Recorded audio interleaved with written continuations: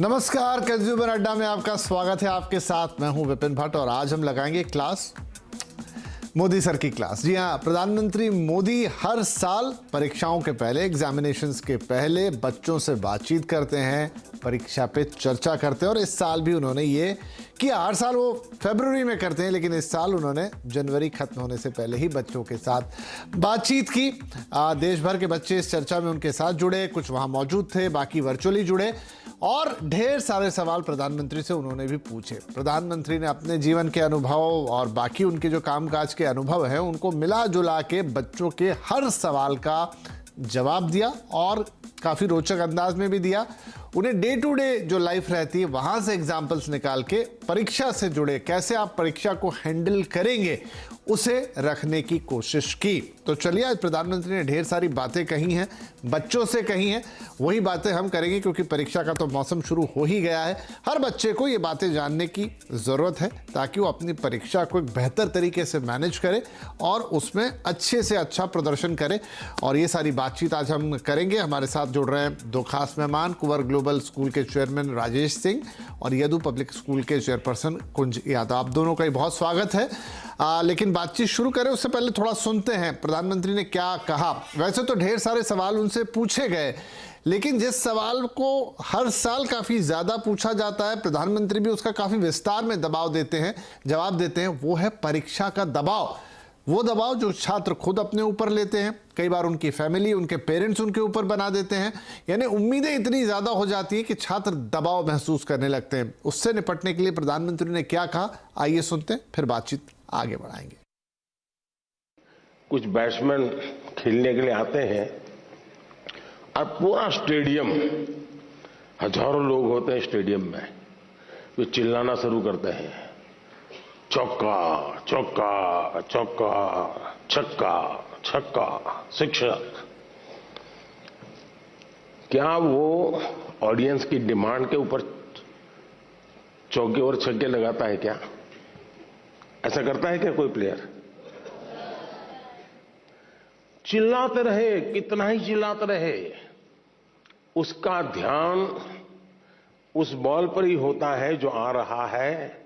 उस बॉलर के माइंड को स्टडी करने की कोशिश करता है और जैसा बॉल है वैसे ही खेलता है, न कि ऑडियंस चिल्लाता है। फोकस रहता है।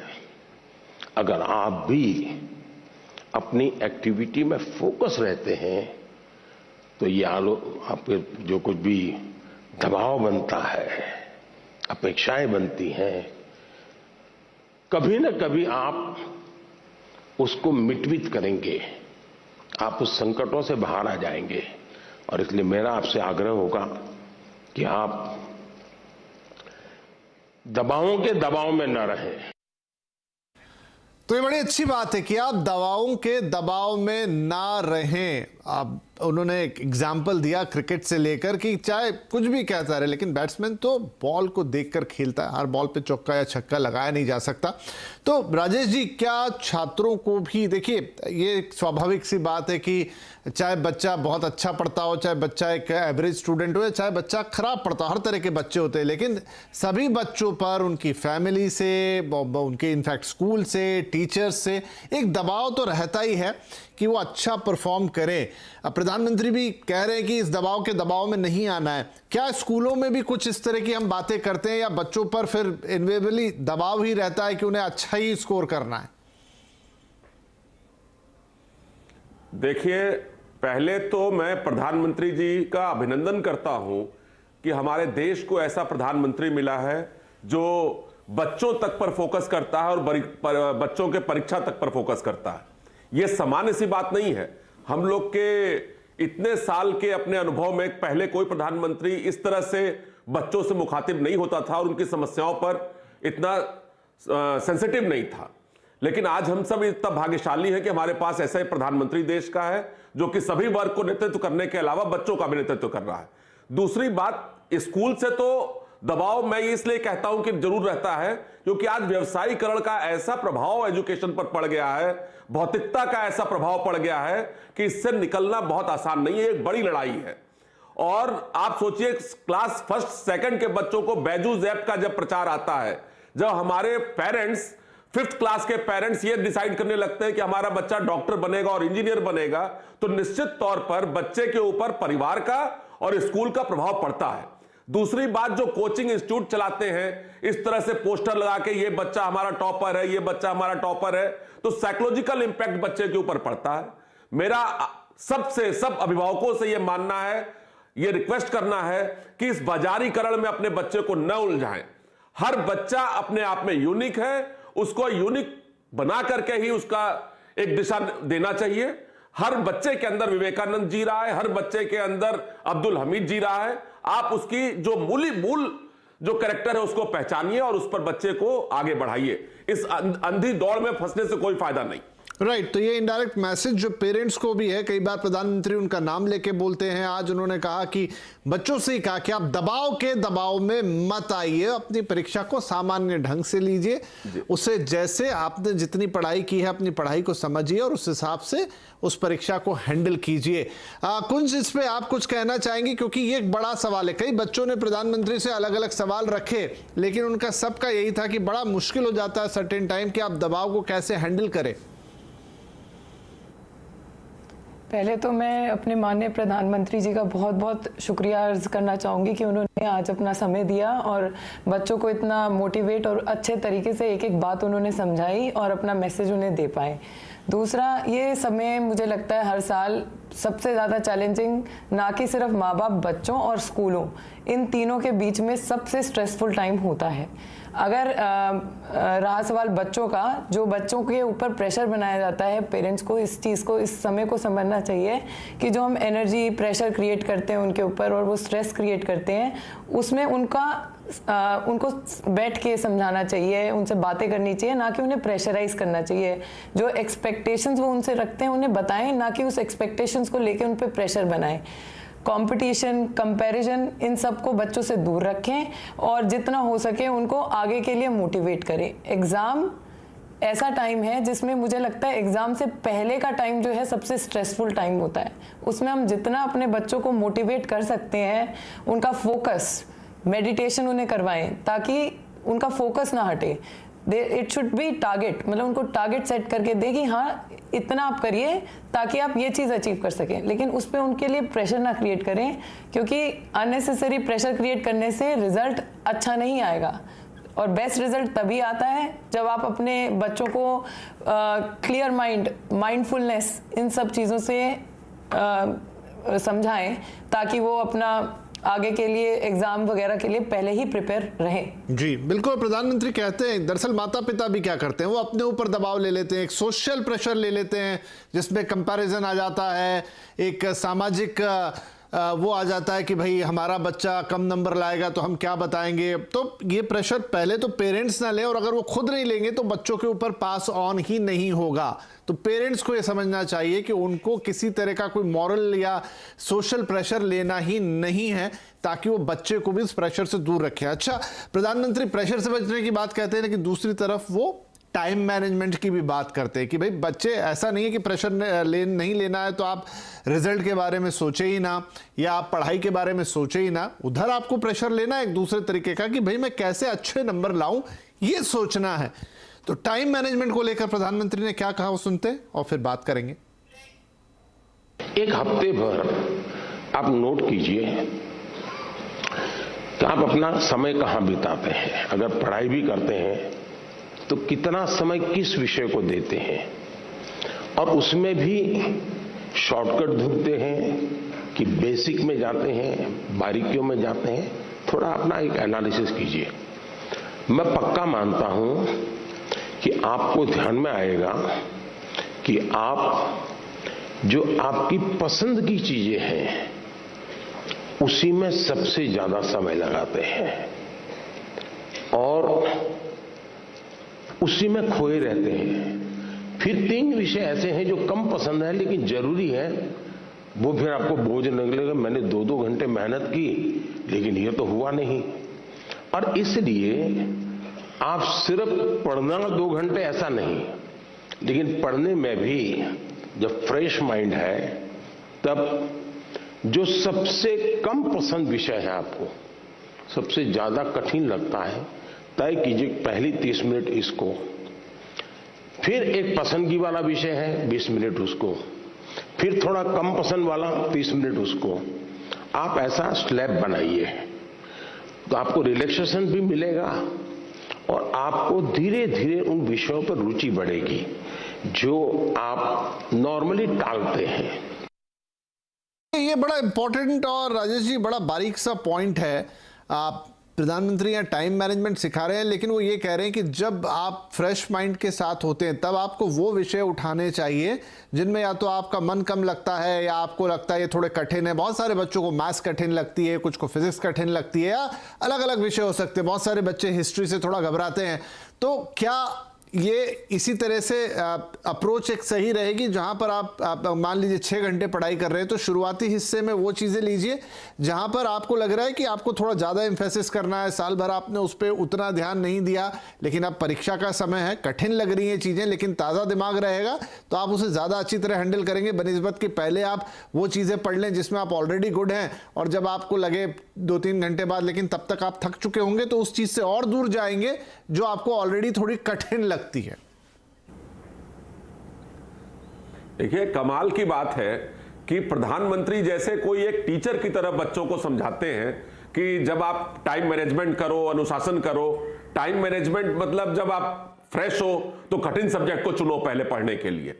यह सामान्य बात नहीं है कि हमारे देश का प्रधानमंत्री बच्चों को गाइड कर रहा है, लेकिन यह बात सही भी है कि अनुशासन लाइफ का बहुत बड़ा क्राइटेरिया है। एक अनुशासित बच्चा जो है निश्चित तौर पर उसके लिए बहुत चीजें आसान हो जाती है, और अनुशासन में अगर समय के साथ काम करता है तो और भी इंपॉर्टेंट हो जाती है। लेकिन इसके साथ साथ यह भी बात है, पेरेंट्स को पेरेंटिंग सिखाना भी बहुत जरूरी है बॉस। हम ये कहना चाहते हैं कि जीवन क्या है यह भी समझना बहुत जरूरी है, क्योंकि हमारे यहां देखो आप, कुछ इंसेक्ट्स ऐसे हैं जिसकी लाइफ साइकिल 15 मिनट है, और कुछ एनिमल ऐसे हैं जिसकी लाइफ साइकिल 400 साल है। सब अपना जीवन पूरा करते हैं। तो बच्चे भी, हमारे यहां जो मनुष्य है उसकी लाइफ साइकिल 65 से 70 साल ही है। तो इसको इतना डर और भय के साथ नहीं जीना चाहिए।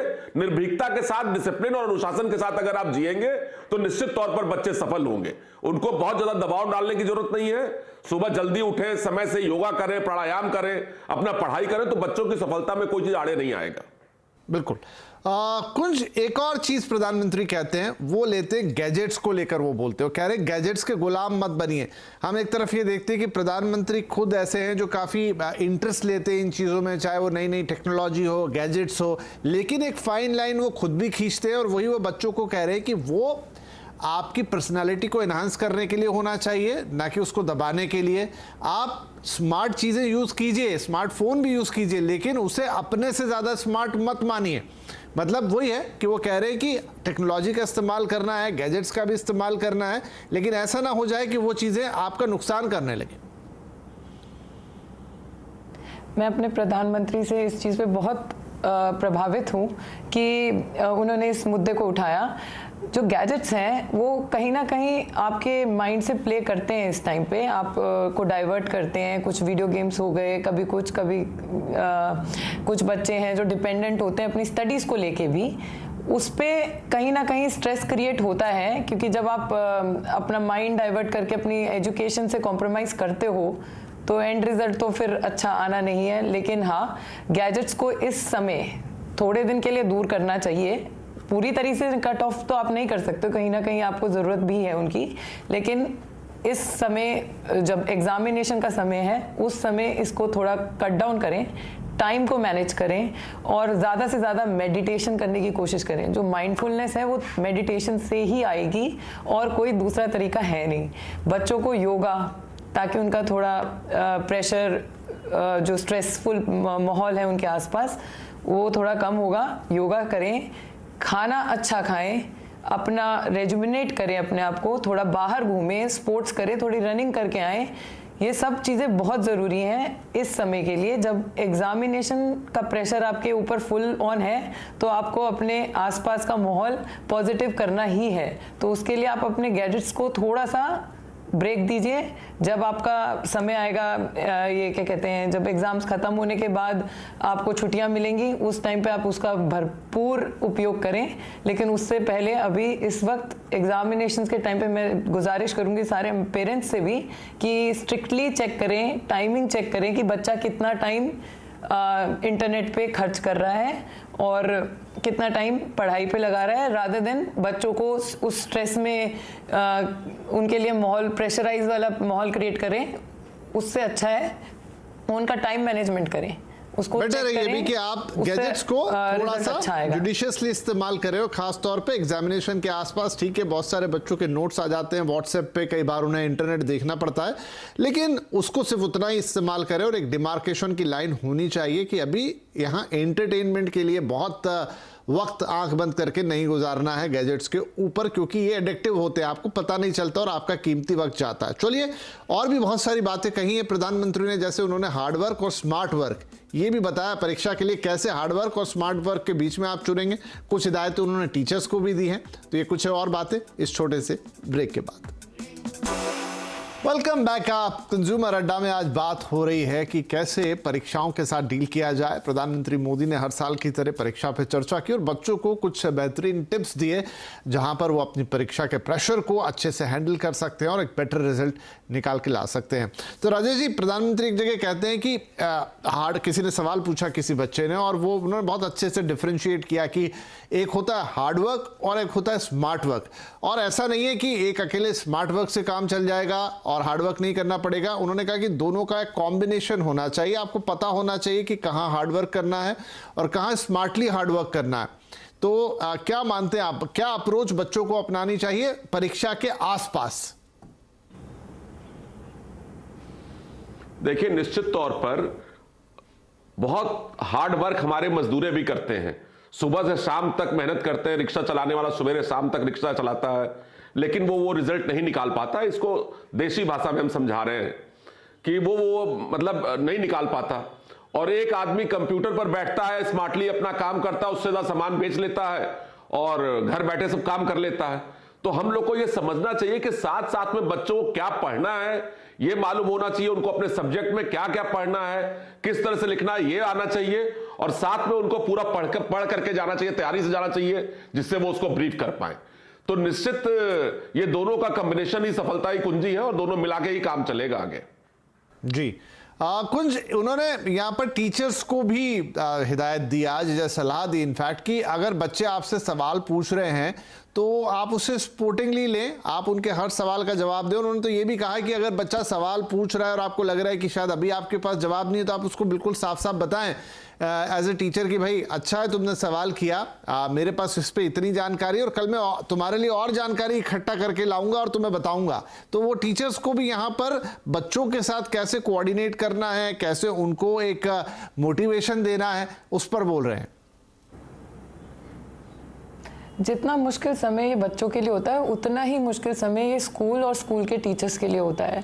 तो जब ये बहुत अच्छी बात है अगर बच्चे टीचर्स से सवाल कर रहे हैं और बच्चों से टीचर कोऑर्डिनेशन में है, और टीचर्स को ये चीज़ बहुत अच्छे से पता होनी चाहिए, अगर if they are a good teacher, that बच्चों को जो भी सवाल उनके हैं उसको पूरा क्लियर करना चाहिए, और उनके कोई कन्फ्यूजन है, उनको खुद भी कोई कन्फ्यूजन है, तो डाटा इकट्ठा करके उनको गेट बैक करना चाहिए उस चीज़ पे।